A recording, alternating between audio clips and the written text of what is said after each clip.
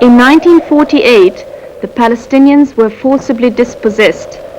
Many Palestinians were evicted from their country, and those who stayed had to suffer from racist discrimination and oppression of the Zionist colonists.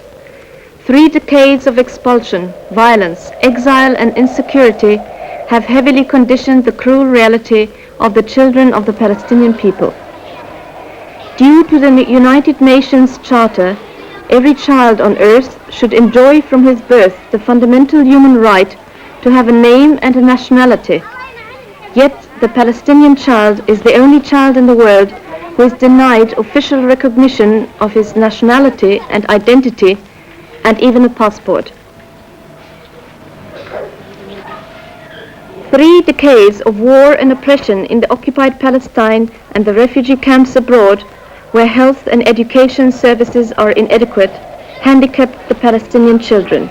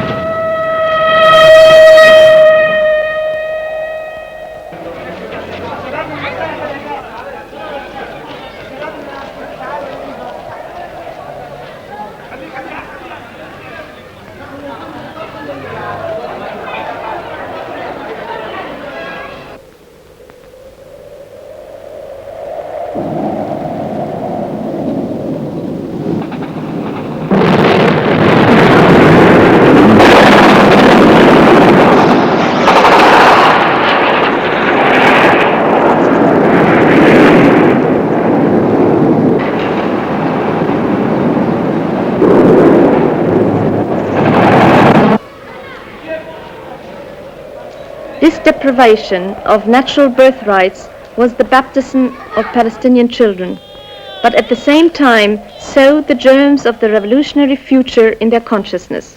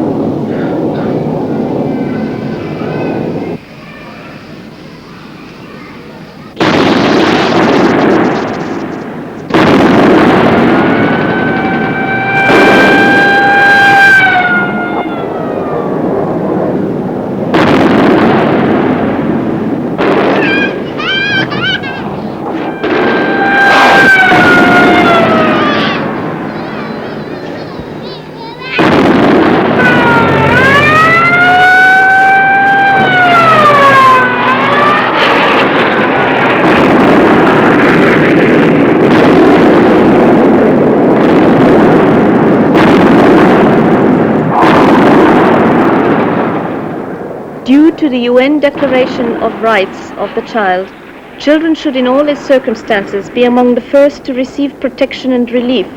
Yet as a result of the ferocious attempt of Israel to wipe out the Palestinian presence in Lebanon, thousands of Palestinian and Lebanese children have lost their homes, their family, have been wounded and killed. What we see, there is napalm in our place here, napalm.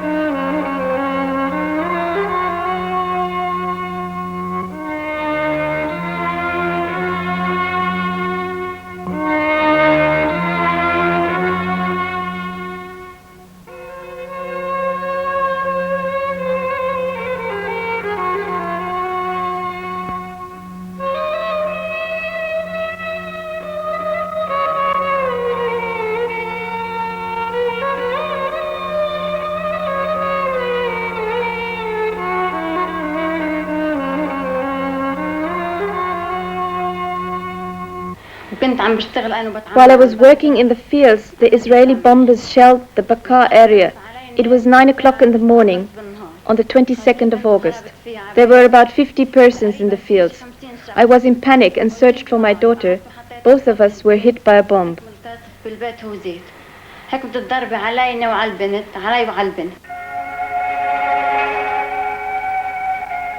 Palestine Red Crescent, the revolution's medical institution, conducts physiotherapy and rehabilitation in its Ramleh center.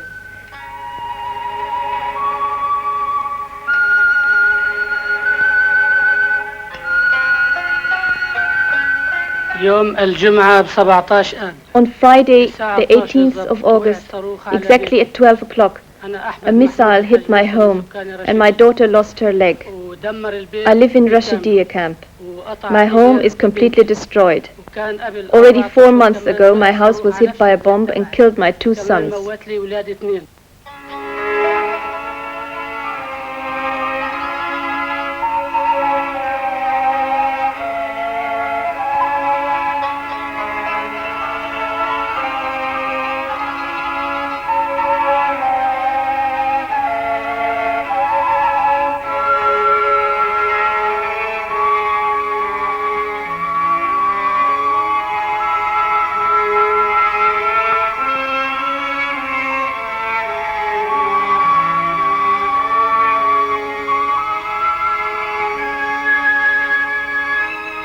For handicapped children and victims of war, artificial limbs are manufactured locally with imported materials.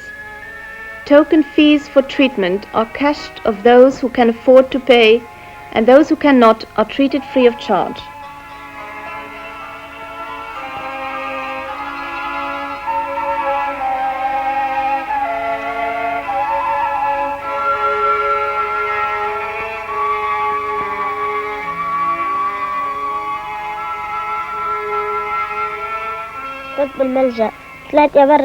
After the bombardment, I left the shelter to go home.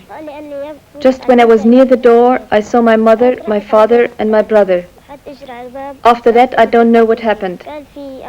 Then I saw that my father was wounded and my brother killed. And I had lost my arm and was wounded on my leg and chest.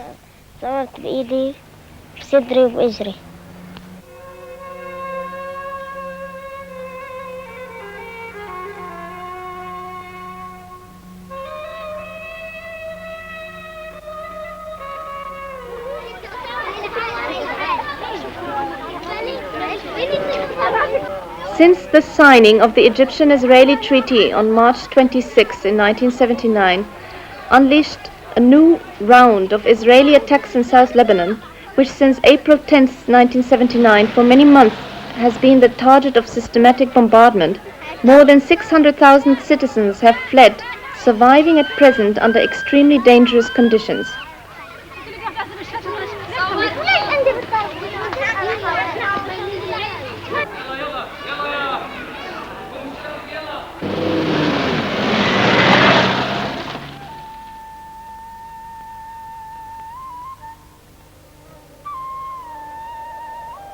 So now most villages and towns in South Lebanon are deserted. At least 5,000 houses have been destroyed. Many villages have been demolished. Some 1,000 people have died and 3,000 were wounded, many of those children. While we were at home, my father came and told us to go to the shelter because the Israelis were bombarding the area. So we quickly ran to our neighbors who had a shelter, but when we got there, we saw that the shelter was destroyed. We saw the dead, the wounded, and the blood on the earth.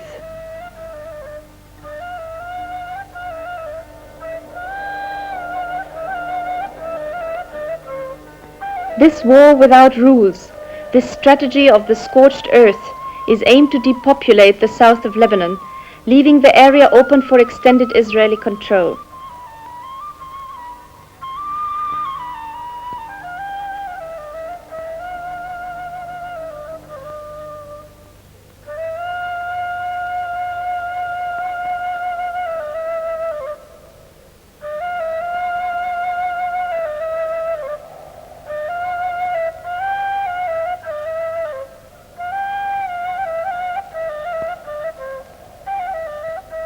We never know ourselves. Where is the people? Where is my brother? Where is my father? Where is my mother? Where is my sons? We don't know each other. Many people were killed and houses destroyed during the artillery bombardment on the Christian quarter of Tyre on August 24th in 1979.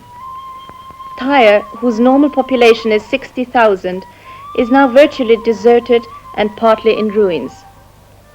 Israeli artillery has been shelling Lebanese villages and Palestinian camps with fragmentation shells, with napalm, missiles, as well as phosphorus and anti-personnel cluster bombs banned by the Geneva Convention. Also, they use timed shells which explode when the people come out of the shelters to collect their things and look for the wounded. The Palestine Red Crescent sent the wounded after first aid treatment to their hospitals in Beirut. The clinics and hospitals in the south are evacuated to save the patients from massacre.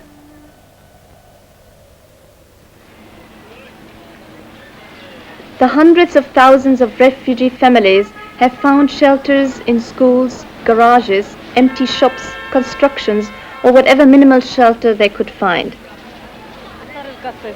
When the Israelis started to shell our area, we took our children and escaped. But we cannot go on living like this. There must be a solution.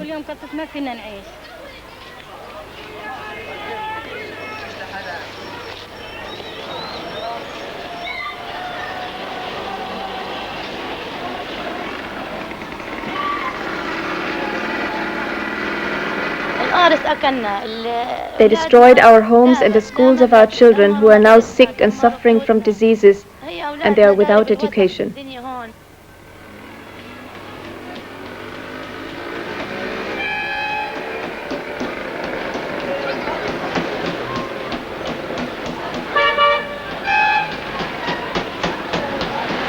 Why is our nation dispersed in exile while other people live together happily? This is unsupportable. There must be a solution. We must go back to our country. The lack of potable water, no or very bad sanitation, result in illness of many people, mainly the children, many of whom suffer from infections after having spent so many nights and days in air raid shelters. Although the Red Crescent has started vaccination and preventive medicine campaigns in the refugee camps, due to the limited supplies and facilities, they cannot avoid many children from typhoid, scabies, anemia, diarrhea, all caused by housing in unhealthy environments and scarce or spoiled food supplies.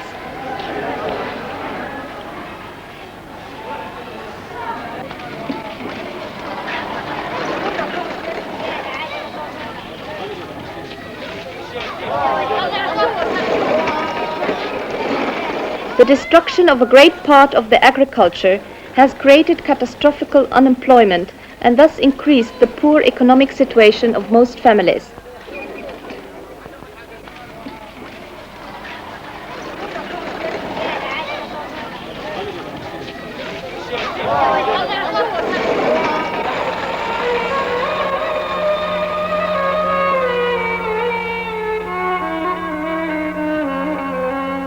Malnutrition is common among the displaced population, but for the children and pregnant women it has reached dramatic dimensions, causing acute anemia of 80% of them. Because the Israelis are bombarding us in continuation, we have been living for 2 months practically all the time in shelters. Our homes were destroyed. The first rocket hit our neighbor's house, the second the back of ours. We quickly escaped to the shelter. All the houses next to our home were destroyed, so we stayed all the time under the earth. Once the shelling stopped for 5 minutes, we quickly ran to get something to eat and then hurried back to the shelter. This is an unsupportable situation, to live all the time in fear. كل ما نيجي على البيت مثلا بيهم الضرب شوي 5 دقايق بنفوت على البيت نرجع يعني مضينا الليل والنهار بالملجأ يعني غير الخوف شو عايشين على حسابنا يعني متنا من الخوف.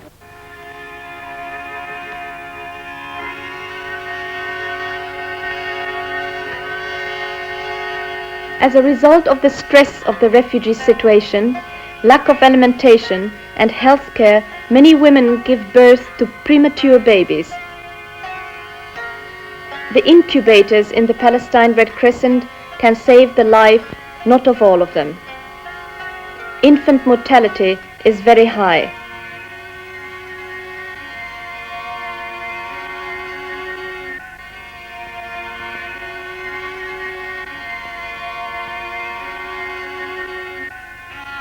Many of the mothers in these conditions do not have enough milk to breastfeed their babies, so they give them light tea or artificial milk, which often causes dehydration and decreases the baby's resistance to diseases like gastroenteritis and bronchopneumonia, of which more than half of the children suffer who are hospitalized in Red Crescent's Nazra Pediatric Hospital.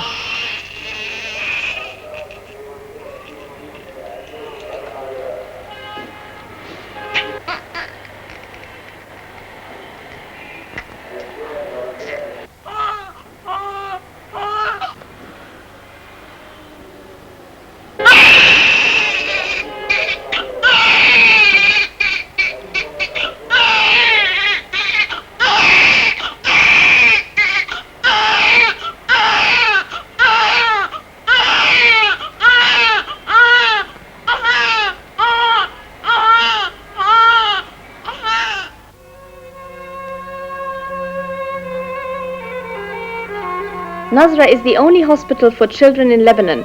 Although there are pediatric departments in other clinics and hospitals, they depend on hospital centers. 1/4 of the children treated in Nazra are Lebanese. The hospital also trains mothers in correct methods of child care, works with the mother-child health centers that the Palestinian Red Crescent opened in many camps, inspired a dental clinic for children and a nursery for babies and children of the neighbored camp, as well as the workers of the hospital.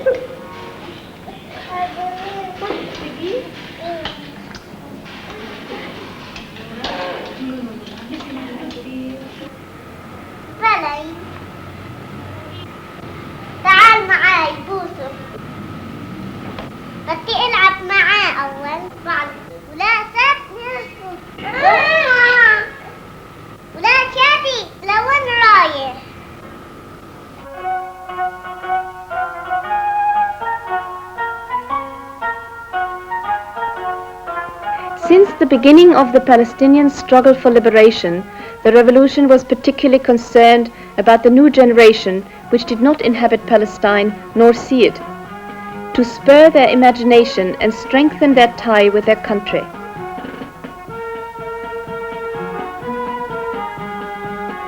In the Children's House of Steadfastness, established by the General Union of Palestinian Women in August 1976, 150 children who had lost their parents in the massacre of Tel Zatar found a new home with alternative mothers who helped to compensate the children for the loss of their parents and develop their talents, give them love and understanding. This system, now adapted also by other orphanages, has been able to minimize the shocks of war which the children were suffering.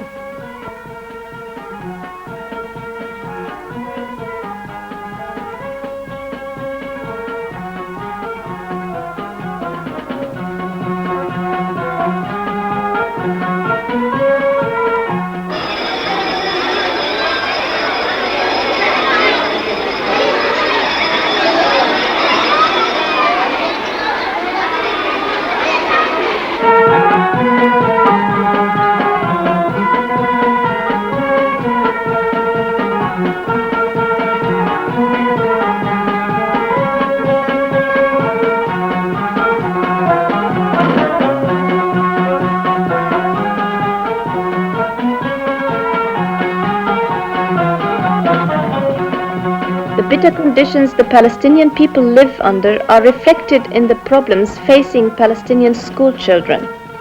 Many of them face obstacles to their learning and education because they do not live in an atmosphere that enables them to study and learn well. They live in overcrowded rooms with inadequate light, lack of teaching aid, and the shift system in many of the elementary schools. The Zionist policy of annihilation directed against the Palestinian people in the refugee camps is the most dangerous problem faced by the school children, who many times must leave the camp with their families to seek refuge from shelling. When the Israeli air raid started, all the children were at the school. The teacher told them to go to the shelter. We stayed there until the bombing was over. The school was destroyed. All the families left the camp, and so did we. وقف الضرب شوي بس وقف صارت العالم تنزح وتفل من المخيمات جينا نحن فلينا. Considering that especially for Palestinian children education is the only road out of the poverty of the camps, the scope of the refugee problem receives another dimension. Thousands of children are losing their right for a decent future.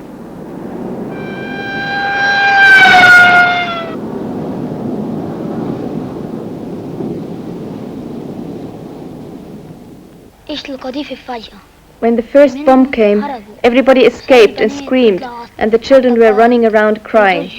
In this moment, the second bomb hit the school.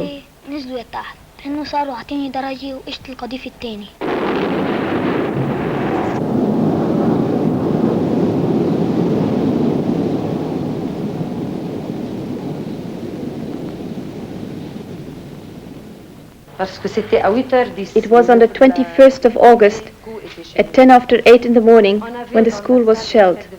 They first hit us. The 4th class was in this room. This was not the first, but the 5th time that they bombed us.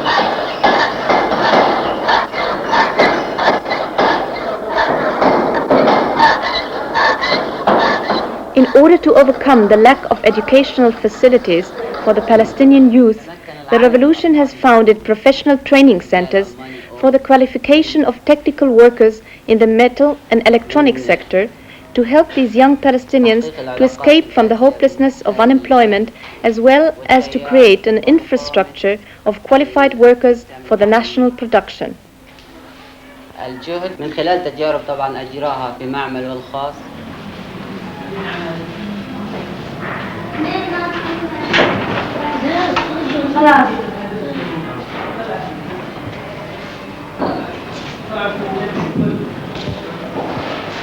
I'm Palestinian. I study electronics to become an engineer to help my people.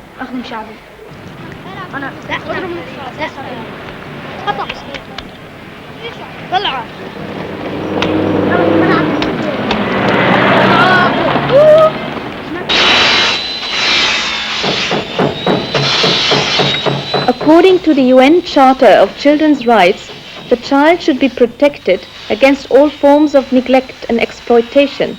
The child shall not be admitted to employment before an appropriate minimum age, as not to prejudice his health or education.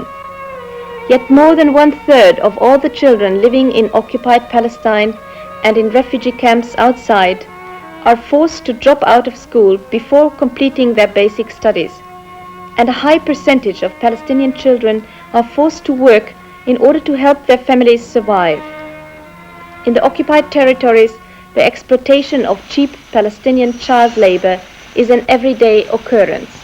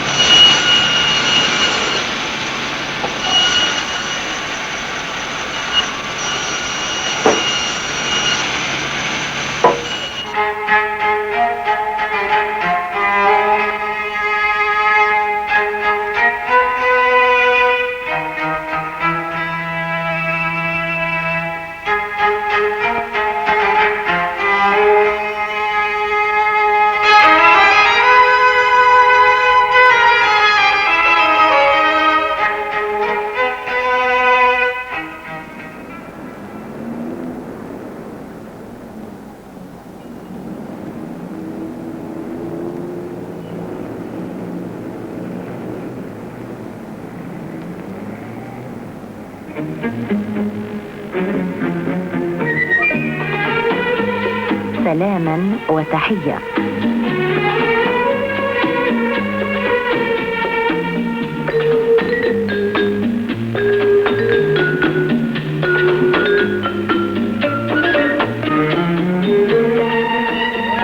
سلاما وتحية برنامج يذاع في مثل هذا الوقت. The establishment of the State of Israel and the expulsion of its indigenous population resulted in the disintegration of many Palestinian families. Often they are for decades unable to meet each other. Messages sent through broadcasting stations are in many cases the only possible means of communication. وأهدي سلامي إلى العم أم عمر في السعودية، وأهدي سلامي إلى الناهي في الأردن، وأهدي سلامي إلى وأهدي سلامي إلى خالي يوسف في عمان، وأهدي سلامي إلى دار أبو مصطفى، وأهدي سلامي إلى دار أبو ماهر واستبدال ذلك فهي لقطعات من هذا الفرصة. جاب محمد عيد من كفر مالك. بسم الله الرحمن الرحيم. أنا حاتم محمود محمد المنيرة ومن رفح. أهدي السلام إلى الخالة حسين كليبة وزوجتي وابني، ثم يشاركني في السلام أم جبر وأبو جبر وعائلتهم وخاصة جبر عبد الرحيم، ثم أهدي السلام إلى عبد اللطيف بن ميراث الجامع وشاركني السلام على المنيرة ثم يهدي السلام حسني بجامع الخليفة. Whereas the human rights guarantee protection and relief to be given in all circumstances to children, the Palestinian reality is quite different. Next to physical injury, the most traumatic experience a child can undergo is the loss of his family and his home. The Palestinian children are victims of all these traumatic upheavals for already 3 decades as a result of Israel's attempt to wipe out the Palestinian people. For 3 decades they were exposed to violence and death. Had they to learn what is the meaning of sacrifice for justice, and thus mature earlier than their age.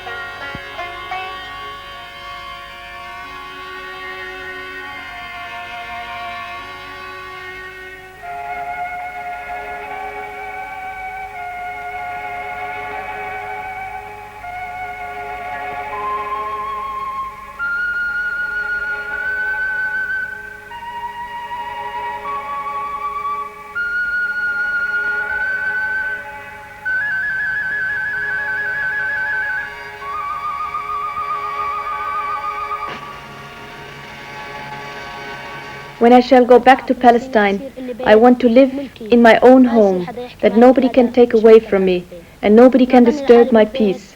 I want to work as a sailor like my grandfather.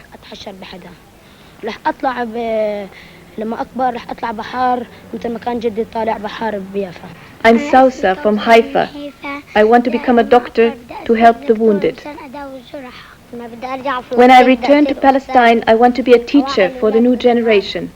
I want to return to Palestine to live with my relatives and all my people in happiness and peace like all the children of the world. I want to go back with my people to Palestine, to my home, and play with my cousins. I want to go to Palestine, to the land of my grandfathers, and live there in peace like all the children of the world.